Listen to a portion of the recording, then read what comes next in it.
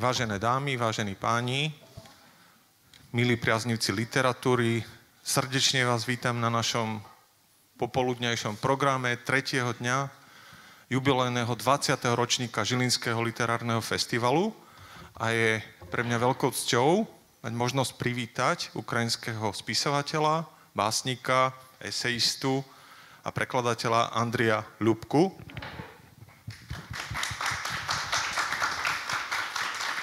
A stretávame sa s ním na diskusii, ktorá je nazvaná A čo na to Ukrajinci? Dovolte mi stručne predstaviť Andrija. Andrij je nielen ukrajinský básnik, spisovateľ a esejista, ako som povedal, ale aj prekladateľ a kurátor festivalov poézie.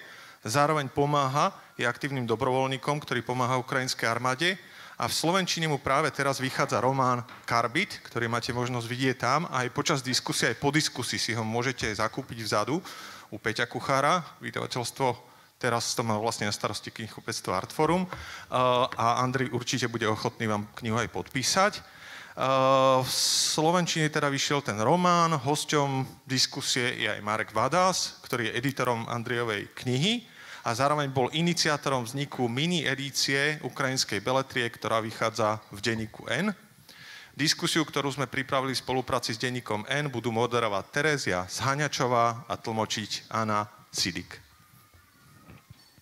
Príjemný zážitok. Ďakujeme. Ďakujem veľmi pekne. Sme veľmi radi, že ste tu prišli sa trošku vypočuť o knihe Karbit, trošku si vypočuť niečo o ako naznačil názov vlastne tohto podujatia, čo na to Ukrajinci. A s Marekom sa možno pobavíme aj o tom, že čo na to Slováci, možno na tú Ukrajinu alebo na tú ukrajinskú literatúru. Takže bude to taká kombinácia týchto tém. Ďakujem aj za predstavenie. Ja si myslím, že to už sme vlastne... Mala som to pripravené, ale teraz musím rovno skočiť na otázky, pretože vlastne sme už boli predstavení. Ja som veľmi rada, že sme tu a že môžeme aj žilinskému publiku, prípadne, ak nás niekto sleduje, tak aj divákom predstaviť teda túto knihu. Knižka vyšla tento týždeň, je úplne čerstvá, 27. septembra, takže ju tu máte rovno z tlače, môžete si ju potom prípadne kúpiť v stánku Artfore, túto na festivale, takže môže potom Andrej aj podpísať a to sme vlastne aj spomínali. Začala by som teda tou témou, ktorú naznačil už úvod. Andrej momentálne okrem toho, že sa venuje písaniu, tak je dobrovoľníkom pre ukrajinskú armádu. A keď som sa ho včera pýtala, že ako asi časovo to má momentálne rozložené, tak mi tvrdil, že zhruba 80% času je teda dobrovoľník a 20% času je spisovateľ, čiže tá jeho pôvodná profesia.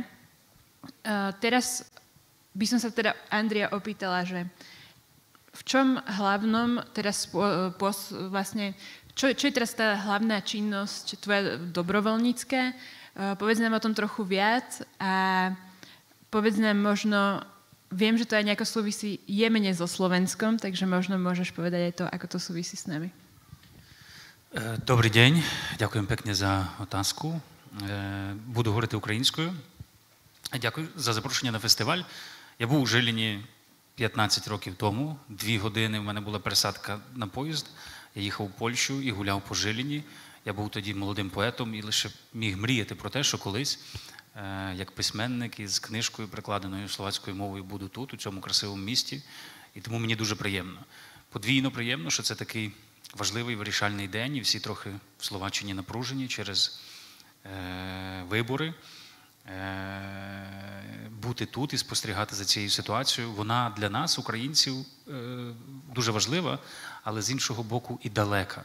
Тому що те, чим ми живемо зараз, воно значно важливіше, екзистенційно важливіше за політику і за вибори. Dobrý deň, ďakujem, že tu dnes môžem byť. A v Žiline som bol pred 15 rokmi, strávil som tu 2 hodiny a vtedy som bol mladý básnik a ani som nemohol snívať, že o 15 rokov budem sedieť tu a že budem mať vydanú knižku po slovensky. A taktiež ma teší, že som dnes tu s vami v tento veľmi dôležitý pre Slovensko deň, v deň volieb. A je to veľmi dôležité byť tu a sledovať to, čo sa deje. Je to takisto dôležité pre Ukrajinu, ale zároveň je to aj dôležité, ale aj celkom ďaleké. Lebo to, čo sa na Ukrajine deje, je niečo oveľa väčšie ako politika. Je to otázka екзистенції. Якщо йдеться про мою волонтерську діяльність, то якщо говорити коротко, то я займаюся тим, що збираю гроші і купую джипи і пікапи для української армії, і купив їх уже 197. Čo sa týka mojej môjho dobrovoľníctva, tak vlastne venujem sa tomu, že opravujem a kupujem džipy a auta pre armádu a momentálne sme ich kúpili a opravili 197. Aha, tak, naopak, 197. А тепер цю саму історію я вам розкажу вже як письменник, як це було. Я живу на Закарпатті. Моя квартира розташована за 2 кілометри від кордону зі Словаччиною. І на Закарпатті це такий гірський край. У нас є традиція, ми на Великдень, на Пасху йдемо до церкви і в кошику мусимо мати домашню ковбасу. І ця домашня ковбаса мусить бути вуджена на гілках фруктових дерев. Це така релігійна штука, і якщо у тебе такої ковбаси немає, то ти не закарпатець. A teraz vám poviem jeden príbeh ako spisovateľ. A vlastne bývam na území Zakarpatia a môj byt sa nachádza v Užhorode 2 kilometre od slovenských hraníc. A vlastne máme taký horský región, máme veľa hôr a na Veľkú noc máme takú tradíciu, že ideme svetiť v košičkách jedlo a nesmie tam chýbať klobáska, ktorá je údená na vlastne na takých akože konárikoch ovocných stromov. A je to taká náboženská vec, že nesmie to jednoducho chýbať. І в 2022 році, коли вже йшла велика війна, один із моїх близьких дуже друзів сім'ї, бо в нього теж маленька дитина, і ми часто збиралися разом і дружили. Людина абсолютно цивільна, яка ніколи не служила в армії. Він у лютому пішов добровольцем у Збройні Сили України. І перед Великоднем минулого року, у минулому квітні, він був уже на Донбасі.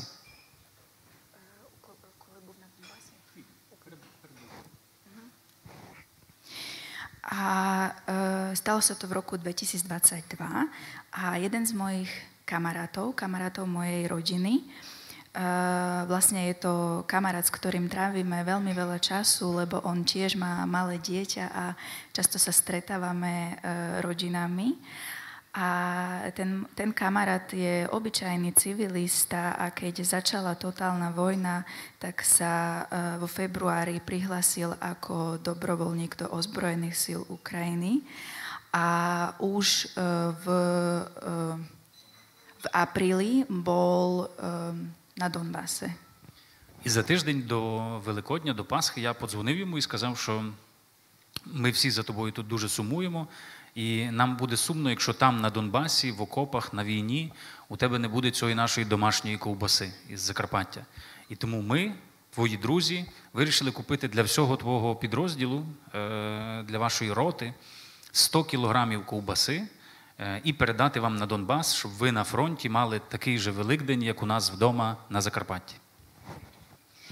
A týždeň pred Veľkou nocou som mu zavolal a povedal, že veľmi ma mrzí, že počas Veľkej noci nebude mať tú údenú klobásku a z tohto dôvodu, aby ho potešiť, sme nakúpili 100 kilogramov tej klobásky a nie len pre neho, ale aj pre celú jeho jednotku a poslali sme tam, aby tiež mal Veľkú noc tradičну. Тут мова була не про ковбасу, ясна річ, просто ця ковбаса – це символ такого дому, домашнього. І це мав бути символ, що вони теж мають зв'язок із своїм домом. І він сказав, дуже дякую, дуже шляхетна ваша ідея, дуже класна, але є одна проблема. Ми стоїмо в окопах у лісі за 20 кілометрів від найближчої цивілізації. І у нас немає такого транспорту, на якому ми могли би піти до цього міста найближчого, де є пошта. А тут у нас у траншеях, в окопах, на фронті тут немає кур'єрів, DHL, немає можливості отримати цю ковбасу. A samozrejme tu ani nejde o tú klobasu, lebo klobasa bola jednoducho symbol domova a chceli sme ukázať, že stále majú to spojenie s domovom.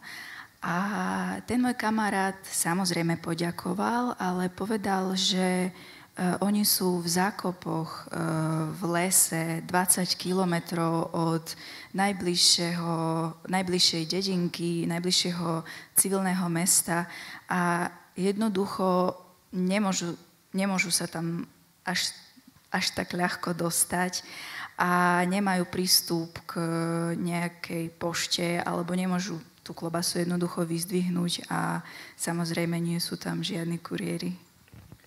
І річ полягає в тому, от на Заході це дуже важко насправді розуміють, оця деталь, вона зникає. Бо у медіях всі говорять, українська армія дуже сильна, дуже крута, професійна, вона б'є росіян. І всі думають, що це армія. Але насправді до 24 лютого у нас було 150 тисяч вишколеної професійної армії.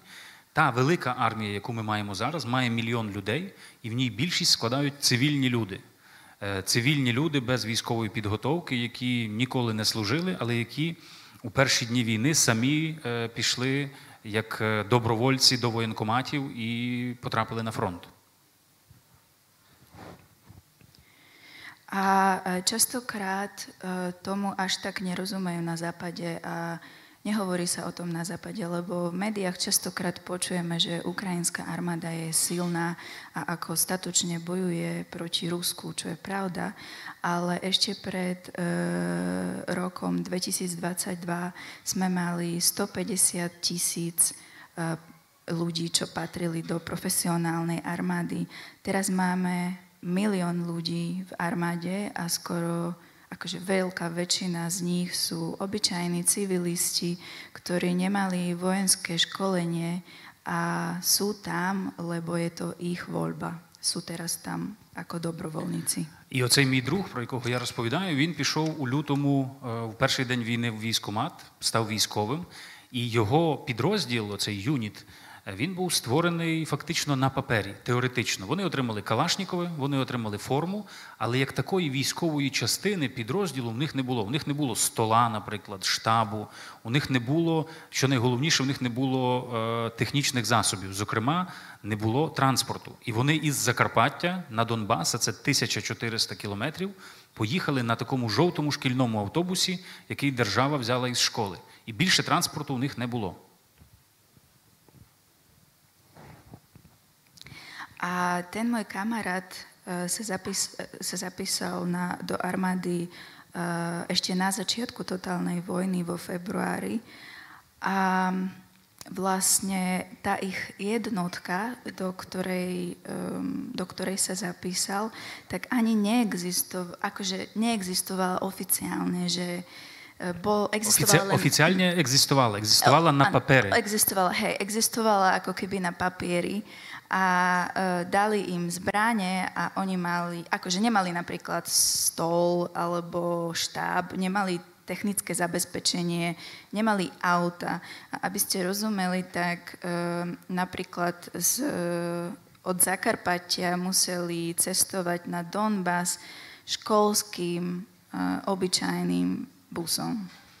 І тепер розкажу вам історію, яку міг би написати Гашик у Швейкові, тому що вони їхали проїхали 1200 кілометрів на цьому жовтому шкільному автобусі в лютому 22-го року. І в Дніпровській області за 200 кілометрів до Донбасу цей автобус поламався. Вони прочекали майже день, щоб їм вислали із Закарпаття щось на замін, але оскільки це треба було довго чекати, то вони просто скинулися своїми власними грішми, взяли таксі і поїхали на фронт на таксі.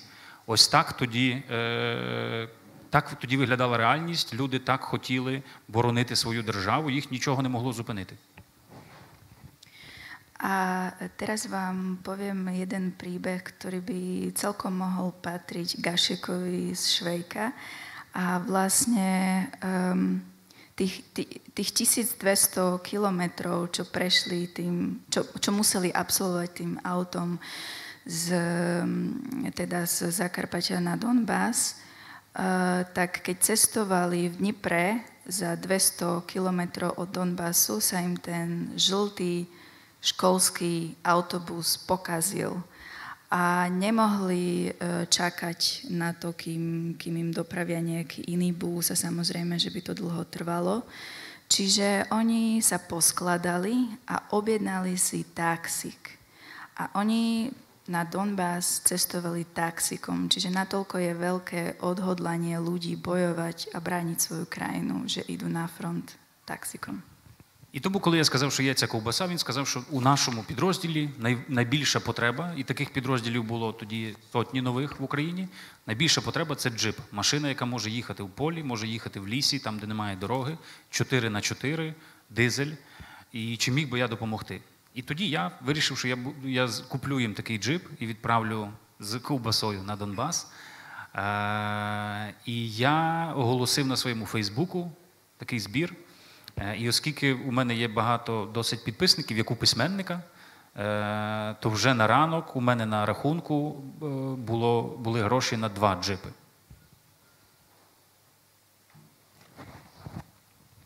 A môj kamarát povedal, že klobasu až tak nepotrebuje, ale čo potrebujú veľmi, veľmi sú džipy. Čiže autá, ktoré sa môžu pohybovať na náročnejších územiach, v lese, pole. A opýtal sa ma, či mu môžem s tým pomôcť. A som si pomyslel, že áno, vybavím mu džip a pošlem mu spolu s tou klobáskou. A ráno, akože na svojom Facebooku som publikoval zbierku peňazí a tým, že ako spisovateľ mám veľa sledovateľov, tak ráno som mal peniaze na 2 džipy. І з того часу я зібрав на своєму Фейсбуку вже майже 1 000 000 євро і купив 197 різних автомобілів для армії. І разом із нашою командою, з волонтерами, з моїми друзями, ми ці автомобілі самі доставляємо на лінію фронту на схід. І таких поїздок у нас вже було 27. A z tých čias som vyzbieral skoro 1 000 000 eur a nakúpili sme 197 aut a spolu s mojimi teda kamarátmi samostatne odvážeme tie auta na front a takých ciest sme absolvovali už 27. І важливо на закінчення лише скажу, що важливо розуміти, що це 95% із цих грошей, які ми отримуємо, це гроші від українців. Це мої читачі або взагалі такі культурні кола в Україні найчастіше надсилають ці гроші. І що цікаво, можливо для вас, що ми купуємо ці автомобілі в Англії, а привозять їх мені до України словацькі роми з Михайловець, які живуть у Англії вже 20 років. A čo je dôležité povedať je to, že 90% ľudí, čo posielajú peniaze, sú Ukrajinci a sú to moji čitatelia alebo ľudia z literárnych krúhov. A čo je zaujímavé, tak tieto auta kupujeme v Anglicku a na Ukrajinu nám ich odvážajú slovenskí Romovia z Michaloviec, ktorí už dlhodobo bývajú v Anglicku. Tak to sme sa dozvedeli nielen vlastne prepojenie týchto jeepov a Andriovej dobrovoľníckej práce na Slovensko, ale vlastne aj na tú čitateľskú komunitu. To znamená, že vidíme, že ten umelecký svet sa vie prepojiť aj s niečím veľmi praktickým. A tam by som mala možno iba takú krátku otázku. Keby zbieral tie peniaze niekto iný, myslíte si, že by bol taký úspešný ako vy? A možno, že taká druhá otázka, ak by niekto zo slovenských čitateľov chcel prispieť na ukrajinský GP, je to možné? Кратка otázka, dlhá odpověď. Ні, це неможливо. Це насправді, я, можливо, вже хотів би припинити волонтерську свою роботу, але ніхто інший це не може робити, оскільки інші можуть ремонтувати машини, інші можуть сидіти за кермом, відвозити їх, але збирати гроші ніхто не може, тому що для того, щоб зібрати таку велику суму, потрібно мати велику аудиторію. І на Україні дуже багато зараз зборів, кожна там, весь час ми бачимо у Фейсбуці, Інстаграмі якісь збори на щось, але вони дуже повільно просуваються. Тобто я використовую зараз свій письменницький бекграунд, ту напрацьовану аудиторію для того, щоб допомагати армії. Це така специфічна історія. Якщо би хтось із словаків хотів підтримати такий збір, то так, є рахунок на PayPal, наприклад, куди можна надсилати гроші. Nie je to možné, lebo niekto iný to nemôže robiť. Môžu napríklad opravovať auta, môžu dovážať auta, ale na to, aby vyzbierať potrebné sumy, potrebujete veľké publikum a ja to publikum mám ako spisovateľ. A čo je zaujímavé, tak na Ukrajine máme veľmi veľa rôznych zbierok, stále sa objavujú na sociálnych sieťach, ale veľmi pomaly ide tie peniaze vyzbierať. Čiže ja vlastne používam to, že som spisovateľ na to, aby som mohol pomáhať ukrajinskej armáde. A keby niekto zo Slovákov, Sloveniek chcel prispieť na moje zbierky, tak mám napríklad účet na PayPal a môžete prispieť. Просто я хотів би наголосити, підкреслити, що це не унікальна історія. Я не такий один, хто там збирає і допомагає армаді. Всі українці допомагають армаді. Всі абсолютно. Якщо йдеться про діячів культури, то всі концерти, які роблять наші великі музичні гурти, вони робляться з благодійною метою для допомоги армії. Художники продають картини для допомоги армії. На кожному заході літературному у нас стоїть якась шляпа або щось, і ми збираємо, або QR-код, де ти можеш переслати. І це не лише культура. Найрізноманітніші, навіть не знаю, кого можна уявити, тобто автосервіси безкоштовно ремонтують, безкоштовно роблять ці машини для армії. Моя знайома, яка має винарню, продає вино, вона продає це вино, вона назвала дуже добре вино, вино до Дня перемоги, таке червоне, витримане, яке може постояти, наприклад, якийсь час, і ти його купуєш за якусь суму і ставиш, чекаєш, коли Україна переможе, і тоді його відкоркуєш, і всі 100% грошей йдуть на армію. Тобто це все, що відбувається в Україні зараз, це все в той чи інший спосіб для допомоги армії. Бо армія – це не щось далеке, це наші друзі. Це ті люди, з якими ми, наші куми, брати, родина, середовище. Тобто це одне ціле із тими людьми, які не в армії. Chcel by som povedať veľmi, veľmi dôležitú vec, že nie som jediný. Nie som jediný človek, ktorý zbiera peniaze na armádu. Všetci Ukrajinci pomáhajú a prispievajú na armádu. A čo sa týka kultúrnych ľudí, čo pôsobia v kultúre, tak keď máme koncerty, tak koncerty sú častokrát s dobrovoľnými príspevkami na armádu. Umelci predávajú svoje práce, svoje diela a zbierajú takýmto spôsobom peniaze na armádu. Keď máme nejaké takéto literárne udalosti, tak vždy máme proste nejaký klobúčik alebo máme QR kód, ktorý môžete odskenovať a prispieť.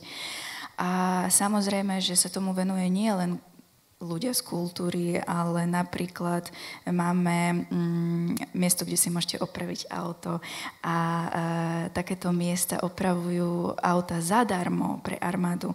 Alebo napríklad mám kamarátku, ktorá má svoju vináreň a ona urobila také špeciálne červené víno pre ten deň, keď Ukrajina vyhrá a môžete kúpiť to víno, nechať si ho, keď ten deň nastane, aby si ho vtedy slavnostne otvoriť a 100% z tých peňazí ide na armádu.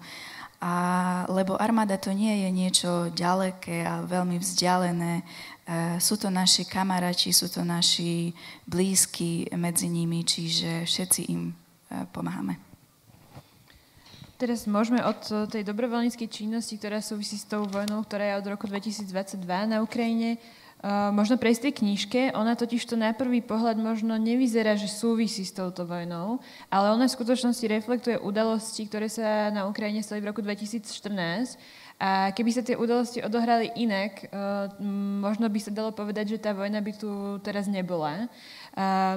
Reflektuje teda tie udalosti, v podstate ukrajinský ľud mal tú túžbu vstúpiť do Európskej únie, ale vlastne politickým zásahom sa to nepodarilo.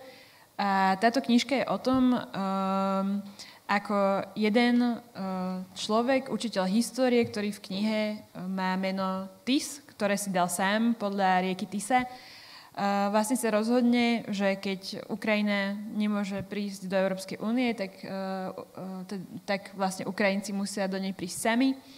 A rozhodne sa jeho nápad, možno taký veľmi naivný, je, že postaví tunel medzi Ukrajinou a v knihe je to teda Maďarskom a dostane teda tých Ukrajincov, že bude pašovať do Európskej únie takýmto spôsobom. A môžeme si možno teraz prečítať tuto na úvod.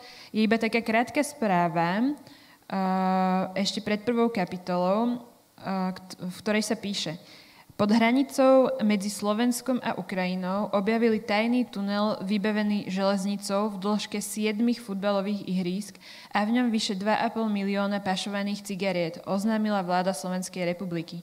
Polícia tvrdí, že tunel mohol slúžiť aj na nelegálnu prepravu ľudí. A je to teda vlastne zacitované z tlačovej agentúry Reuters z 19. júla 2012. Čiže teraz sme sa tak pokúsili možno dať do kontextu dej tej knihy. A chcem sa teda spýtať Andrea, prečo je tlačová správa, v tlačovej správe je tunel na Slovensko a v knihe je tunel do Maďarska? Taká prvá otázka. Ale v zásade druhá vážnejšia otázka je, ako vás osobne zasiahli udalosti v tom roku 2014, pretože toto je vlastne Andrejov debutový román, v ktorom sa venoval tejto téme, takže predpokladám, že asi dosť ho zasiahol. Ale a či napríklad, či vy sa vidíte niekde v tejto knihe, v niektorej z tých postav, možno v tom Tisovi čiastočne? Так, дякую за питання. Воно абсолютно логічне, бо можна було би поставити питання, а як тобі вдалося зібрати цю аудиторію і цих людей? Значною мірою завдяки цьому роману «Карбід» – це моя найвідоміша, найпопулярніша книжка, яка в Україні продано там понад 30 тисяч, 5 тисяч примірників купила держава в усі бібліотеки. За нею йде театральна вистава в Києві, за нею є сценарій і сподіваюся, що після війни вийде фільм. Вона перекладена 10 мовами і це взагалі та книжка, яка зробила мене відомим уже як прозаїка, не як поета. Logicky, keby nasledovala otázka o tom, že ako sa mi podarilo nazbierať také veľké publikum na Ukrajine. A je to aj vďaka tomuto románu, lebo veľmi dobre sa predáva. Predalo sa viac ako 30 000 vytlačkov. Existuje divadelné predstavenie podľa tohto románu. A takisto verím, že po vojne vyjde aj film podľa tohto románu. A vlastne štát nakúpil 5 000 vytlačkov pre knižnice a je preložený do viac ako 10 jazykov. Čiže je to úspešný román. А він успішний через те, що у ньому поєднується реалізм, реалістична історія, бо справді такий тунель між Україною і Словаччиною існував. І це була величезна така справа і великий інфраструктурний об'єкт. Але ця розповідь про реальну контрабанду і світ прикордоння, вона поєднана із таким кримінальним і, головне, смішним сюжетом. І завдяки цьому поєднанню ця книжка стала популярною. A prečo tento román je taký úspešný? Je to tak, lebo spája sa tu realizmus, v čom teda spočíva, lebo takýto tunel naozaj existoval. Bol to obrovský infraštruktúrny objekt, ktorý spájal Slovensko a Ukrajinu. A takisto sa tu spája tá kriminálna a smiešná, vtipná teda zložka tohto románu, ktorá ho urobila úspešným. Чому тунель насправді був до Словаччини, а у книзі до Угорщини? Тому що я дуже люблю Словаччину і для того, коли вибирав, куди у книжці буде в сюжеті вести цей тунель, то вибрав таку похмурішу для мене Угорщину. A prečo ten tunel naozaj viedol na Slovensko a v mojej knihe vedie do Maďarska? Tak to je zaujímavá otázka. A je to tak, lebo mám rád Slovensko.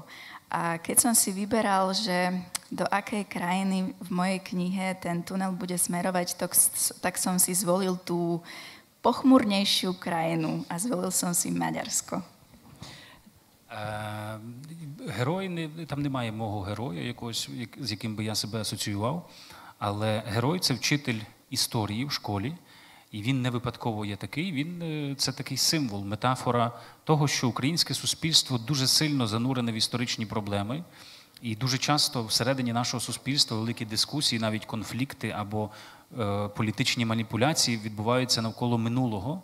І от коли я писав цей роман 10 років тому, в мене була така думка, що наш народ більше цікавиться минулим, ніж теперішнім і майбутнім. A neasociujem sa s hlavnou postavou, ale čo je dôležité, tak hlavná postava tohto románu je učiteľ dejepisu. A je to tak aj zo symbolických dôvodov, lebo ukrajinská spoločnosť sa veľmi fokusuje na dejiny a na nejaké historické problémy a všetky naše diskusie, ktoré sa dejú, tak sa týkajú hlavne dejín.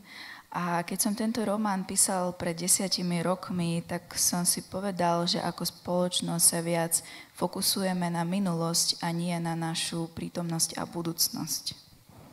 І цей роман, він досить критичний до України. І він, попри те, що він популярний, він був критикований, наприклад, правими такими людьми правих поглядів за те, що я висміюю якісь українські патріотичні ідеї або українську історію.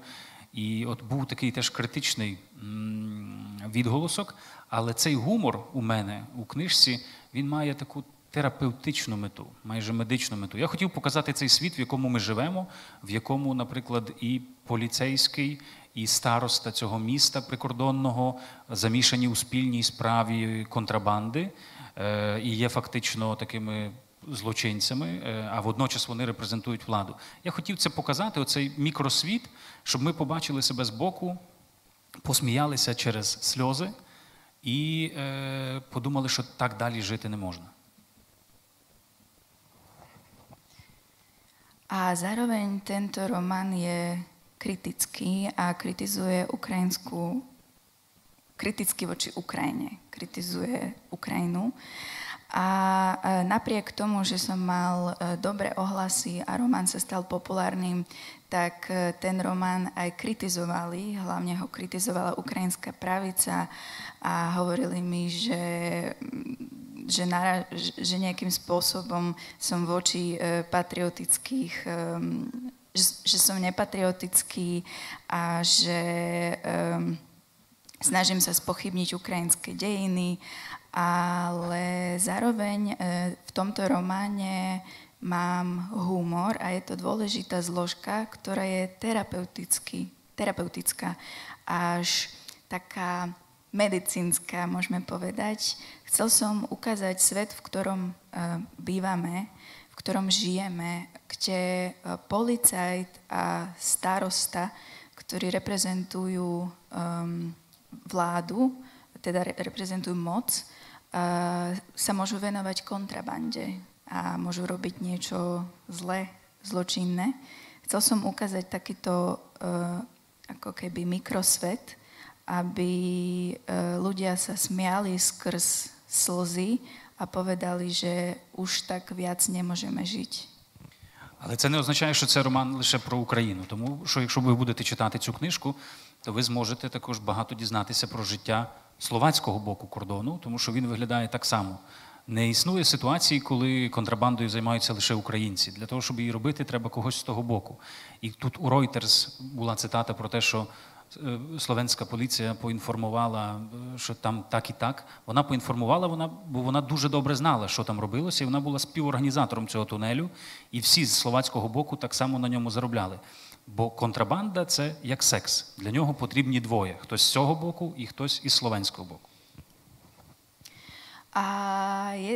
Tento román nie je len o Ukrajine. Takisto popisuje v niečom aj život na Slovensku, lebo na to, aby kontrabanda existovala, vždy potrebujete dvoch. Napríklad v tejto správe, ktorá teraz odznela, sa hovorilo o tom, že slovenská polícia rýchlo informovala o tom tuneli. Prečo informovala? Lebo vedela, že ten tunel existuje. Vždy kontrabanda je ako sex. Vždy na ňu potrebujete dvoch. Ja mám pocit, že Andrej dneska robí moju prácu oveľa jednoduchšie, lebo každú jedna otázka, ktorú by som položila, tak vlastne na ňu hneď odpovedá. Tak preto mi túto naša strana zatiaľ takto mlčí. Ale obratím sa teraz už trochu na Mareka.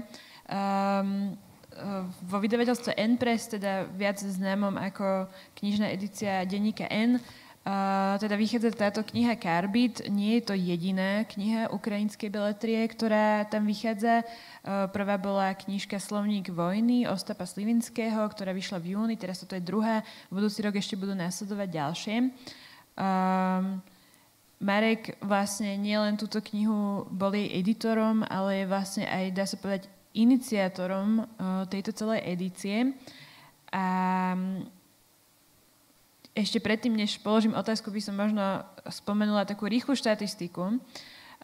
Združenie vydavateľov a knihkupcov Slovenskej republiky každý rok zverejňuje správu o stave knižného trhu na Slovensku. Posledná je teda zatiaľ z roku 2020, ale ja si myslím, že tie čísla sú v niečom že stále výpovedné. Je tam totižto údaj, kde vlastne vypočítavajú, že z akých cudzích jazykov sa najčastejšie prekladá do slovenčiny. Je tam 13 uvedených jazykov, čo sú také akože najčastejšie. Sú tam všetky jazyky našich susedov, s ktorými hraničíme. Vrátane češtiny, čo je také možno zaujímavé, lebo možno by ľudia čakali, že z češtiny nepotrebujeme preklady. Ale ukrajinčina tam teda vôbec nefiguruje.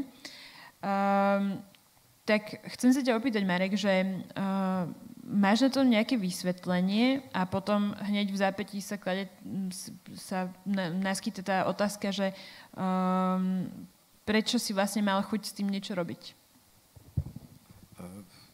Ja budem krátky, lebo prišiel Andrej z Ukrajiny, aby mal viac priestoru. Keď sa pozrieme na to, čo na Slovensku vyšlo od 89., tak nebudem veľmi preháňať, keď to spočítame na prstoch dvoch rúk. Vyšiel dvakrát Jurij Andruchovič, Moskoviada, Rekreácia, vyšiel dvakrát Žadan, jeden aj, je tu novinka, Internát, odporúčam kúpiť. Vyšiel Taras Prochasko, Oleg Sencov a rozprávky Viktoria Ameliny. Ak som niečo zabudol, tak toho nebude viacej. Ako keby sme po roku 89, keď sme sa po revolúcii zbavili teda svojho členstva vo východnom bloku. Keby sme si všetci povedali, že dosť bolo Sovietskeho zväzu, už o tom nechceme ani počuť, pozeráme sa na západ, na Európu. A teda v rámci toho, že otočenia na západ sme úplne stratili kontakt s našim susedom východným. A keď som chodieval ako pracujem v literárnom centre, a keď som chodieval na Ukrajinu na nejaké festivaly alebo veľtrhy, tak som sa tam stretával s autormi alebo vydavateľmi a tí autori po tom roku 2014 mi hovorili také veci, ktorým som nedokázal uveriť. A keď sa začala tá veľká vojna vo februári 22, tak som bol šokovaný tak ako všetci. Našiel som si jeden rozhovor z roku 2014 s Oksanou Zabuško, kde v roku 2014 veľmi presne predpovedala, ako tá vojna v Donbase bude pokračovať a ako sa skončí. Ja si myslím, že keby sme mali viac kníh od ukrajinských autorov, tak jednak by sme lepšie poznali svojho suseda a ani by nás to tak neprekvapilo, táto vojna. Ja viem, že ty si teraz nedávno bol aj v Lvive na pozvanie českého vydavateľstva Vietrné mlýny. Bola tam vlastne taká československá výprava. Tak to je také možno otázka na teba z prvej ruky, keď si tam bol, že čo si tam vlastne videl, ako tam teraz funguje na Ukrajine ten literárny svet, tieto literárne festivály, potom to bude otázka, s ktorou sa obratím aj na Andria, ale aby sme do toho možno vniesli aj externého pozorovateľa, tak povedz, ako to tam teraz funguje v tomto literárnom svete. Tak toto bola vlastne taká symbolická návšteva. Lviv bol súčasťou mesiaca autorského čítania predtým. To je najväčší stredoeurópsky festival, kde to je Brno, Ostrava, Vroclav, Košice a Lviv. To bola taká päťka pred začiatkom vojny, kde sa vždycky vystriedalo 60 spisovateľov v každom tom meste. A tuto bola taká iniciatíva z brněnského vydavateľstva Vietrné mlýny, že aj keď ten festival sa nemôže z prirodzených príčin konať, tak aby sme dali vedieť miestnym ľuďom, že na nich myslíme, tak sme usporiadali také dva večery, jeden poézie, jeden prózy a divadla. A nebolo to, čo poznám zo svojich predchádzajúcich návštev, keď som na Bookfore zažíval noc poézia a hudby, kde naozaj každý z Európy, kto nie je zvyknutý na čítania na Ukrajine, tak zostal s vyvalenými očami. Tam sú plné divadlá, úplne natrieskané, celú noc počúvajú poéziu. Ja som bol v divadle, kde bola tlačenica na chodbách okolo 3 rána a tí ľudia čakali, že či niekto z auditória, teda z divákov, či si nepôjde zapáliť, aby sa pretlačil na miesto, nehal na to miesto. My sme tam boli teraz v Lvove, boli sme v takom novorekonštruovanom divadle Lesy Ukrajinky. Mali sme tam ľudí, ale hlavne debaty s vydavateľmi a s kultúrnymi inštitúciami, ako pomôcť. Tak Andrej, opýtam sa opäť vás. Vieme teda aj z Marekovho rozprávania, že pred vojnou ten kultúrny život na Ukrajine, aj hlavne ten literárny, že bol fakt živý, veľký, že tam fungovalo, divadlá boli plné, sály boli plné. Ako sa teraz ľudia na Ukrajine stavajú k umeniu, ku kultúre, nakupujú teraz knihy, čítajú teraz knihy, čítajú ukrajinské knihy, Je umenie, literatúra pre nich niečo, v čom možno nachádzajú trošku také útočisko, možno trochu rozptýlenie? Так. У нас був певний колапс, коли війна почалася, і цей колапс тривав десь до липня, тобто 4-5 місяців, коли дуже багато людей виїхали. Друкарні, які друкують книжки, у нас більшість із них розташована в Харкові. Харків був під обстрілами, і не було можливості книжки друкувати. Дуже багато людей виїхали, багато бібліотек і книгарень були розбиті, зруйновані або закриті. І до середини літа здавалося, що наша книжкова галузь прийшла в колапс, і це абсолютно повний кінець. Áno. Mali sme kolaps vydavateľský, ktorý trval od začiatku vojny do júla. A vlastne teda trval približne 4-5 mesiacov a bolo to kvôli tomu, že veľmi veľa ľudí Ukrajinu opustili a taktiež to súviselo s tým, že tlačiarne sa nachádzajú v Charkive a Charkiv vtedy bol pod silným ostreľovaním, tlačiarne nefungovali, ľudia v tlačiarniach nemohli pracovať a taktiež knižnice a knihkupectva boli buď zničené ostreľovaním alebo zatvorené, čiže nejak tak do streda, teda do konca leta sme si mysleli, že to bude vydavateľský koniec. Але вже з осені почалося відродження, і восени, у вересні минулого року ми провели перший літературний фестиваль. Це був Меридіан Черновіц у Чернівцях на заході країни. І на літературні зустрічі і читання у вересні прийшло просто море людей. Там можна було на стадіоні робити, і він був би заповнений. І після того почалося відродження, і книжковий ринок демонструє весь час зростання. Дуже багато людей купують книжки, більше, ніж перед війною. Активніше, ніж перед війною. Це в тому числі пов'язане з тим, що багато людей, які раніше говорили російською мовою, вони хочуть практикувати і вивчити українську, і перейти на українську як протест проти Путіна. Але також через те, що культура є природним способом рефлексії. Культура допомагає людям пережити ці страшні часи, тому що Росія хоче вбити всіх, це геноцид. Тих, до кого вона не може дотягнутися, вона хоче перетворити на тварин, які живуть у яскинях, у печерах, де немає електрики, де немає теплої води, цивілізації. І тому люди на знак протесту купують книжку, щоб показати, що вони люди, що вони мають гідність, розум, культуру, і їх не вдасться загнати назад у печери.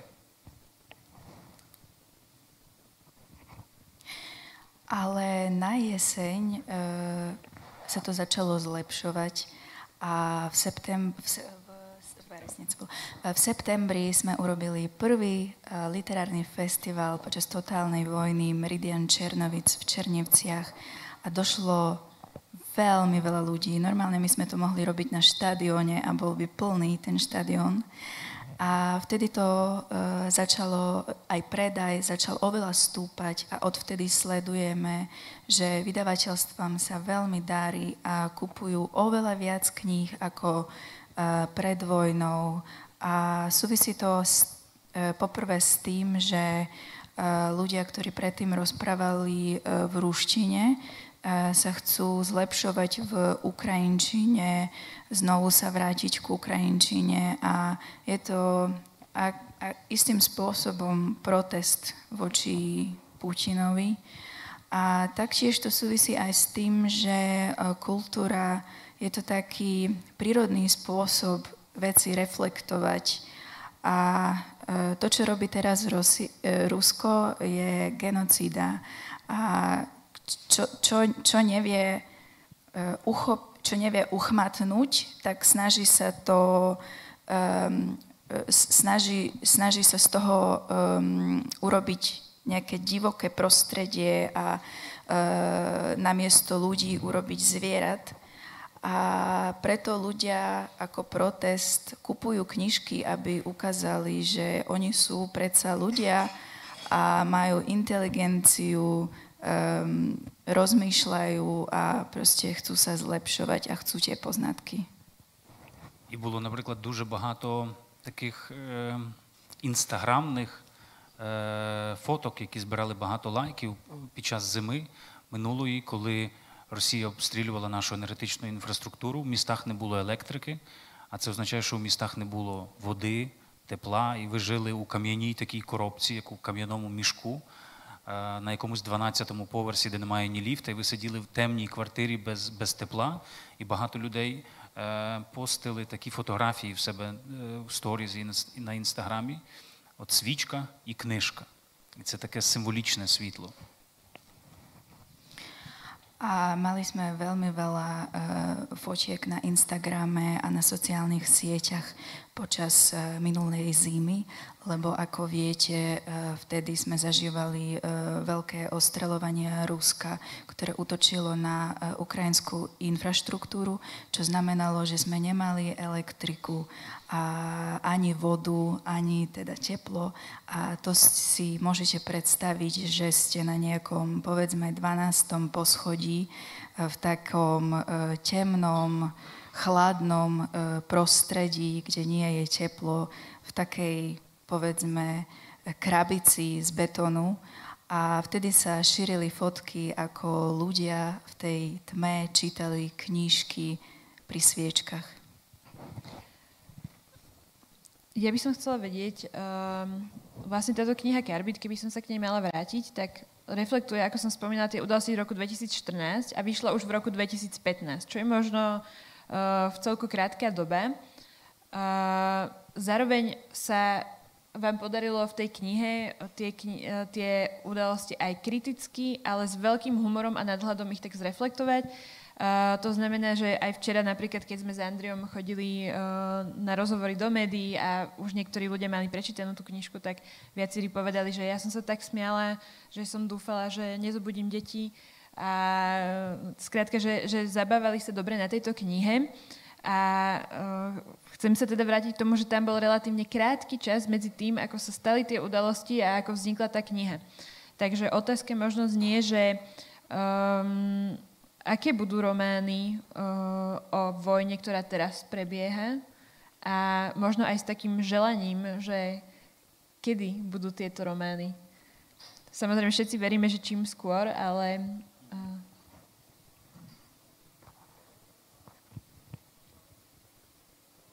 Зараз теж дуже багато пишуть про війну, і дуже багато є такої воєнної літератури, написаної і цивільними, і військовими, які воюються, і щоденники. Дуже багато зараз в українській літературі поезії. Вона проживає свої найкращі часи, тому що поезія – це дуже природний спосіб відповісти на те, що відбувається. Поезія, коли ти пишеш вірш, тобі стає легше. Ти свій біль, ти свій страх і свою тривогу можеш вилити на папір. І дуже багато людей пишуть, не лише письменники, багато людей тепер пишуть вірші, бо це допомагає справді. Коли з'явиться добрий роман про війну, мені здається, що вже після війни, тому що для доброї прози потрібна відстань, така дистанція. Я сподіваюся, що це буде якнайшвидше, але це залежить від багатьох чинників, від дуже багатьох чинників в Україні, на фронті, залежить і від того, як мене сьогоднішній день тут у Словаччині, як через місяць він мене у Польщі на виборах, що буде в Америці і так далі. Це дуже складне таке геополітичне питання, але мені хочеться вірити, що ми колись повернемося до часів, коли ми зможемо жити таке повноцінне, нормальне, буденне життя, і коли я зможу прокинутися зранку, наприклад, і перше, що я роблю, це не заходити у новини і дивитися, чи не сталося якась катастрофа, ядерна бомба, чи живі мої близькі, а коли я зможу просто встати і взагалі не дивитися новини. Я хотів би жити в країні, з якої немає новин.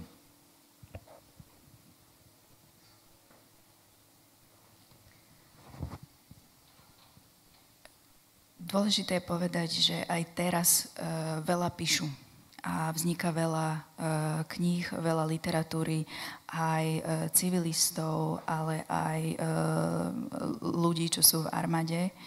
A vzniká takisto veľmi veľa poézie, lebo je to prírodný spôsob,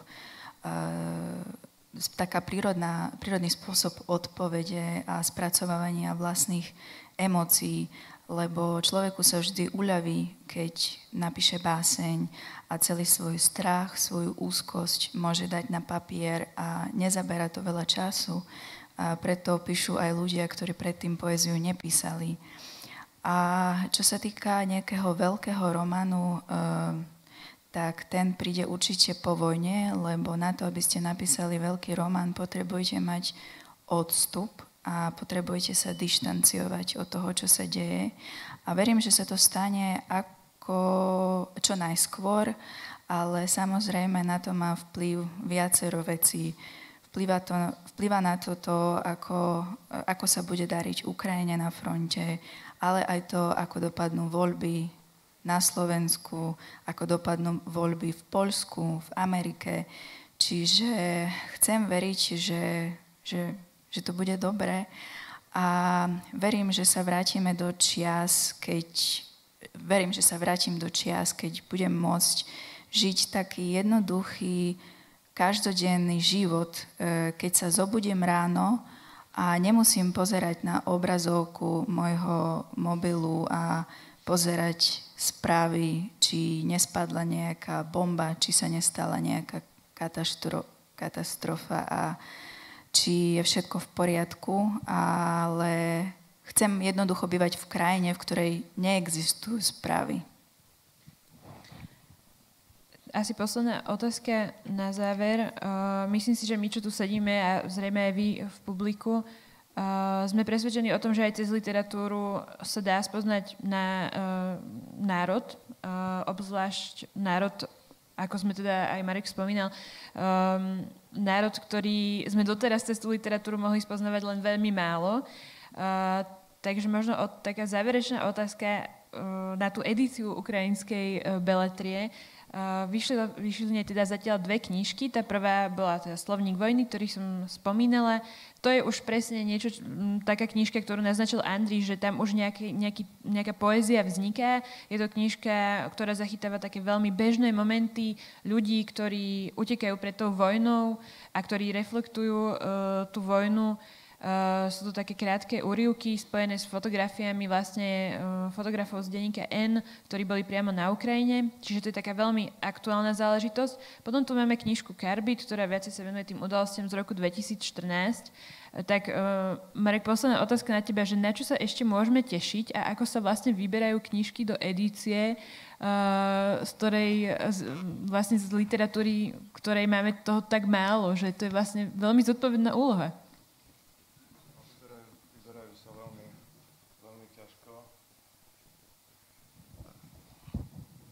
Vyberajú sa veľmi ťažko, keď nemáme nič a vedľa seba máme krajinu 44 miliónovú a môžeme sa pozerať na tie, ktoré sú najpredávanejšie na Ukrajine, tie, ktoré sú najoceňovanejšie na Ukrajine, alebo tie, ktoré hovoria o tom, o čom my nevieme.